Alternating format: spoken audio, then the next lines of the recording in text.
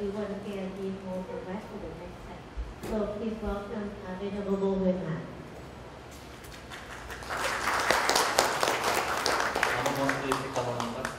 Please have a seat.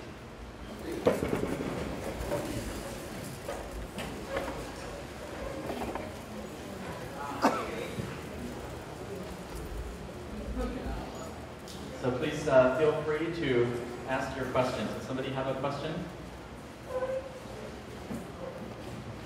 Yes. Yes, you do.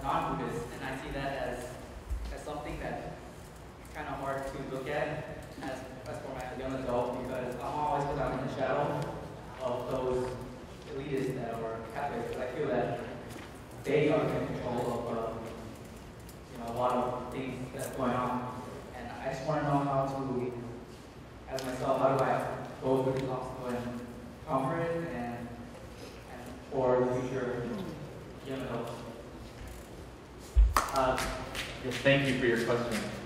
So you're talking about in the Vietnamese community, outside of Vietnam, maybe, right? The exile community. Okay. Well, first of all, I'm not sure if I would say Buddhism is being discriminated against or oppressed outside of Vietnam. And in the United States, you have the freedom to believe as you want, right? So in terms of the broader American public, no, I think Buddhism is actually in a pretty decent situation here. As far as the leadership within the exile community, you said it's primarily Catholic. I would say if you want to see more Buddhist leaders, become the leader that you want. I think that's the challenge for the young generation, is to step up and become the leaders that you want to see. But then, at the same time, take what I say on this issue with a grain of salt, because I'm new to the Vietnamese Buddhist community. I did my ordination, my Thich Hue ordination at U Pak in San Gabriel 3 years ago, but I didn't move into the temple. I was overseas in South Korea and Nepal. I didn't move into the temple until a year ago. So I'm just learning about Buddhism in the Vietnamese community now.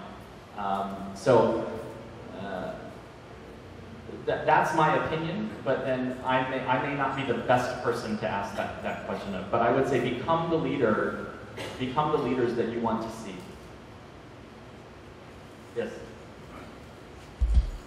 Yes, I'd like to also continue on with his question. I think what Junior was saying is when you talk about presidential figures or those type of leaders. So to elaborate on his question, I think that in a way would it be a conflict for the Buddhist, let's say for Buddhist monk or beliefs to pursue that type of leadership skills for the political arena and stuff like that? Would you think that that's maybe a conflict of interest or a conflict with the beliefs of Buddhism?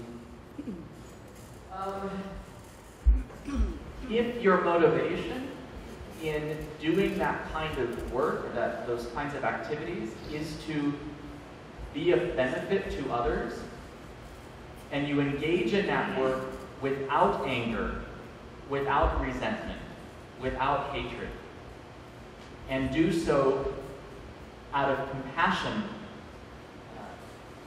as I said, in order to benefit others, then it is still Dharma work. It's very much in line with the Dharma.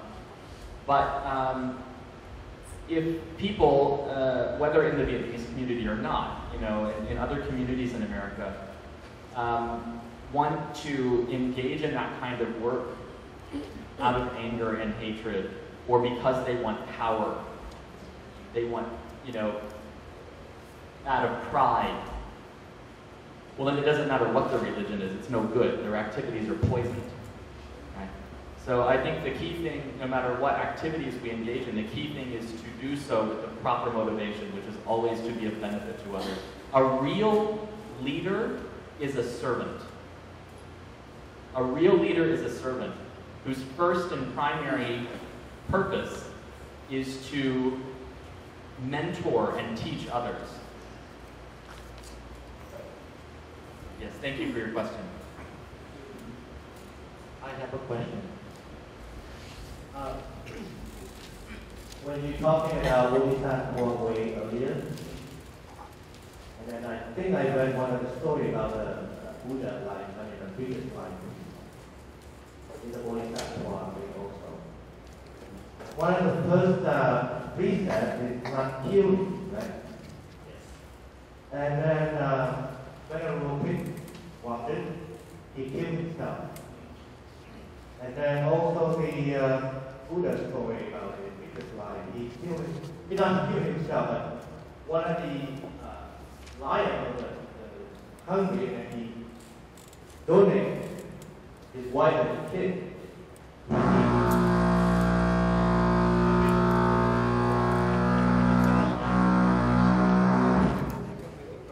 Yeah, he donated his lion and his wife also to feed that lion on the tiger.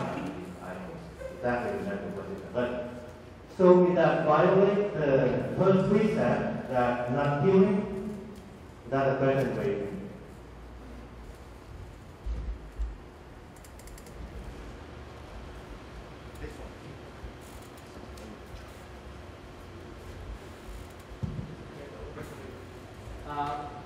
Okay, actually, I think that story from the Jataka Tales about the Buddha's previous life, he didn't donate his wife and child to the hungry tiger.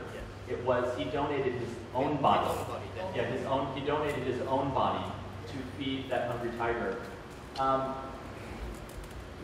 And then there's the case of Venerable Thich who sacrificed his own life. There's a difference. So yes, there is a precept against killing, and suicide is bad. Someone who, out of depression, wants to commit suicide is creating the negative karma of murdering, even though they're murdering themselves, okay? So suicide is not in accordance with the Dharma. It creates negative karma. But in the case of the Buddha, in his previous life as a bodhisattva, his motivation wasn't out of depression or anger or something to throw away his own life. His motivation was to help this tiger and her cubs. In the case of Venerable Thich, his motivation wasn't to, he didn't kill himself out of depression. He did it to bring international attention and then benefit to the Buddhist community because of the oppression that they were experiencing in Vietnam at that time. So there's a difference. There's definitely a difference. So sometimes bodhisattvas can engage in behavior because their minds are different. They're not crazy like we are. They're not ignorant like we are. So they can engage in behavior that we cannot engage in. For us, it would be negative karma. For them, it's bodhisattva activity. Because they have real compassion, great compassion, and real wisdom. For the rest of us, we have to be careful. Because if we, on the surface, if we appear to break precepts, so these monks who have given their lives, and this, the Buddha as a bodhisattva who gave his life, they appeared to be breaking precepts, but actually they were engaging in genuinely compassionate activity. We have to be careful if we say, well, I'll break this precept out of compassion. We have to be very careful because maybe it's really not bodhisattva activity. Maybe it's just our stupidity or our pride. We have to really know what our motivation is before we act. Thank you. Yes.